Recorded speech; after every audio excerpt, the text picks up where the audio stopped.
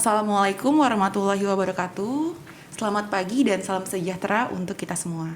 Kembali lagi bersama kami dalam podcast Take a Break, podcast RSUD Dr. Kaniyoso Jatiwibowo. Perkenalkan, nama saya Dr. Dirti Imas, biasa dipanggil Dirti. Dan pagi ini kita akan membahas tema mengenai kanker atau keganasan pada organ reproduksi wanita. Di mana yang paling sering kita dengar ialah kanker serviks atau kanker leher rahim yang menempati posisi kedua kanker terbanyak pada wanita setelah kanker payudara. Nah, saat ini saya tidak sendirian, saya bersama narasumber yang luar biasa, yaitu Dr. Marihot Pasaribu, spesialis obstetrik ginekologi, konsultan onkologi ginekologi, magister kesehatan. Ya, selamat pagi Dr. Dirli. Dirti, dokter. Dirti. Iya. Baik dokter, selamat pagi dokter. Terima kasih sudah menyempatkan waktunya untuk hadir dalam podcast Take a Break kali ini ya dok.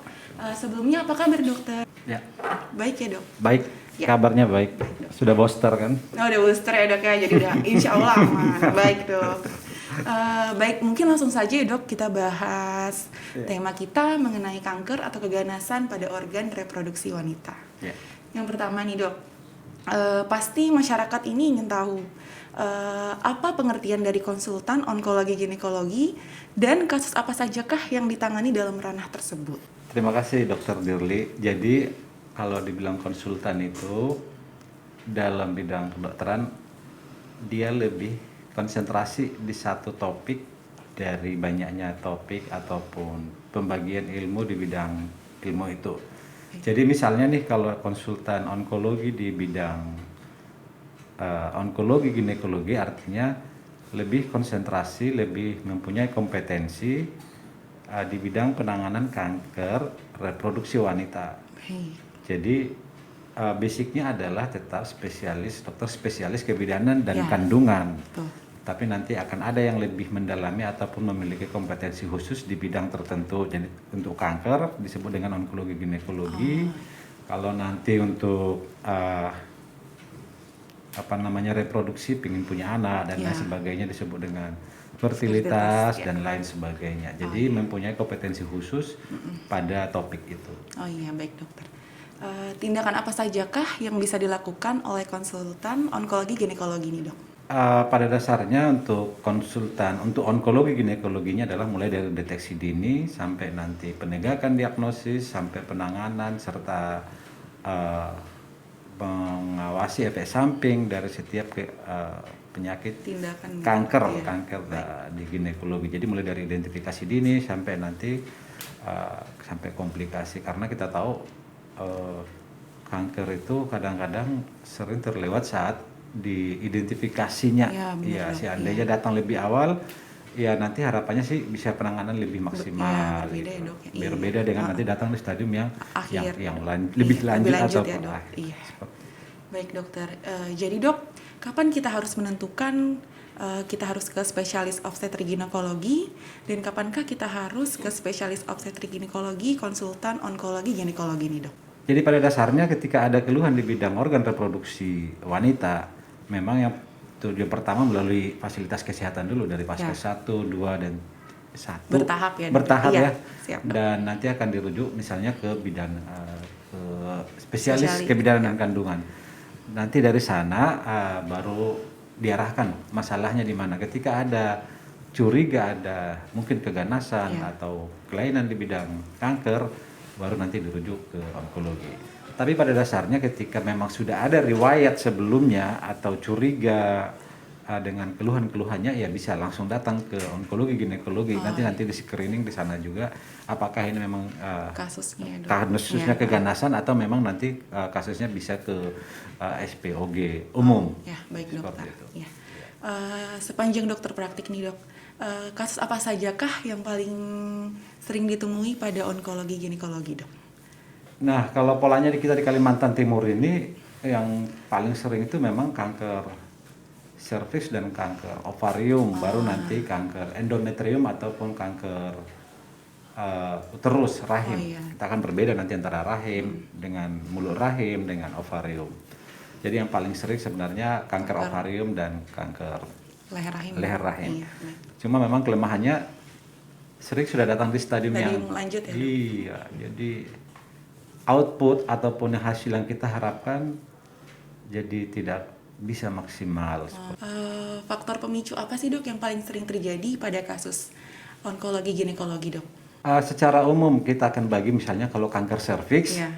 kanker serviks memang faktor yang paling penyebab yang masih dianggap penyebab paling sering adalah adanya infeksi HPV, Human Papilloma Virus, yang persisten ataupun tipe onkogenik.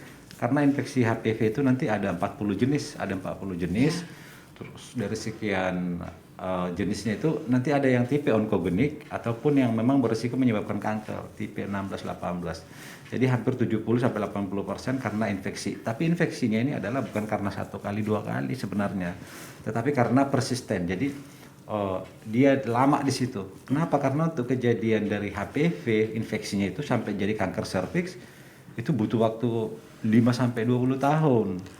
Jadi sangat banyak kesempatan sebenarnya untuk kita identifikasi dini.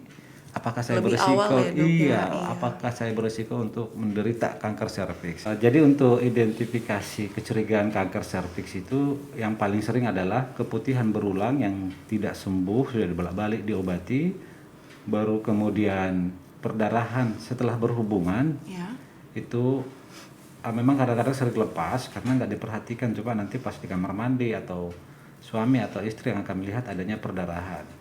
Dan identifikasi paling dini adalah sebenarnya bisa melakukan IVA ataupun pap smear.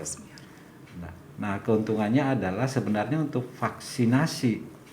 Jadi untuk mencegah kanker serviks bisa dilakukan dengan vaksinasi. Bisa dilakukan pada usia belum menikah dan usia yang sudah menikah. Jadi untuk mencari informasi mungkin yang lebih lengkap nanti ya di Kanujoso hal-hal itu bisa kita lakukan. Itu untuk kanker serviks. Kemudian kalau untuk kanker ovarium, memang kanker ovarium tidak ada keluhan yang spesifik. Karena itu dia berada di kavum abdomen di samping uterus. Tapi keluhan yang paling sering yang sering dijumpai adalah rasa tidak enak di perut, terus nanti ada kista ataupun massa di aneksa ataupun di ovarium yang kadang-kadang ditemukan secara tidak sengaja melalui USG. Cuma keluhan yang paling banyak yaitu adalah rasa tidak enak di perutnya doang, jadi dikoreksikan. Kalau untuk kanker rahim uterus itu perdarahan haid yang tidak teratur atau perdarahan haid yang banyak dan lain sebagainya yang mungkin lebih dari 7 hari. Kalau nanti perdarahan haidnya itu bergumpal-gumpal atau nanti intermenstrual bleeding, jadi antara haid satu ke haid berikutnya ada plek-plek, ada perdarahan. Itu yang paling secara umum paling sering, dokter.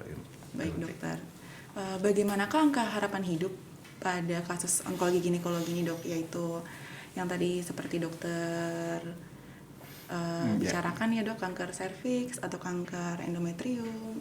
Jadi kalau secara umumnya adalah bahwa ketika stadiumnya semakin lanjut, maka harapan hidupnya akan semakin rendah.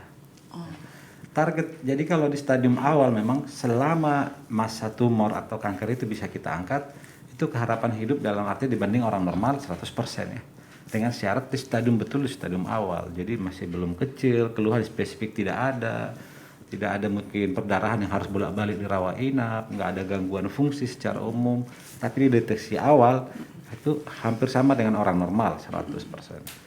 Tapi ketika nanti dia udah meningkat ke stadium lanjut, itu nanti bisa menurun sampai 70%. Baru nanti di stadium 3 tinggal 40%, baru di stadium lanjut mungkin 10-20%. Nah, jadi perbedaannya di situ bagaimana identifikasi dini untuk meningkatkan angka harapan hidup pada penderita kanker. Jadi tergantung stadiumnya dan sangat itu tergantung. Dok ya. Baik dokter. Menurut dokter, apakah fasilitas di Rumah Sakit Umum Daerah Kanujoso Jatiwibowo ini sudah bisa menangani kasus-kasus onkologi ginekologi dok? Ya di Kalimantan Timur kita kan punya 2 ya, tipe A dan tipe B. Ya, tipe A Rumah Sakit Abdul Wasarani dan tipe B Rumah Sakit Kanujoso. Kalau secara fasilitas mungkin udah tipe A ya Kanujosonya. Dan ya keuntungan kita adalah bahwa memang Kanujoso sudah sanggup untuk menangani ke sana. Tinggal bagaimana identifikasi dini dari masyarakat aja. Jadi kesadaran untuk memeriksakan diri supaya nanti penanganannya lebih maksimal. Kalau secara kemampuan SDM dan prasarana dan sarana kan Joso memang sudah siap untuk penanganan kanker ataupun onkologi ginekologi. Kita punya yang baru ya, Iya, onkologi betul, ginekologi lavender di belakang ya, itu sudah lengkap. Kalau misalnya masyarakat Balikpapan pengen lihat mungkin bisa dibikin touring nih sama dokter Dirti. Boleh dokter. Iya. Berarti lebih ke deteksi dini ya dok ya? Ke deteksi dininya yang dan paling aware terhadap gejalanya ya dok? gejalanya. Baik dokter. Terima kasih dokter Marihot Pasaribu atas pemaparannya yang sangat jelas. Bagi healthies yang ingin berkonsultasi dengan dokter Marihot, bisa datang ke Poliklinik Eksekutif RSUD Dr. Kanioso Jatiwibowo tiap hari Selasa dan Jumat pukul 10 sampai jam 2 siang. Sampai jumpa di topik menarik berikutnya. Salam sehat untuk kita semua.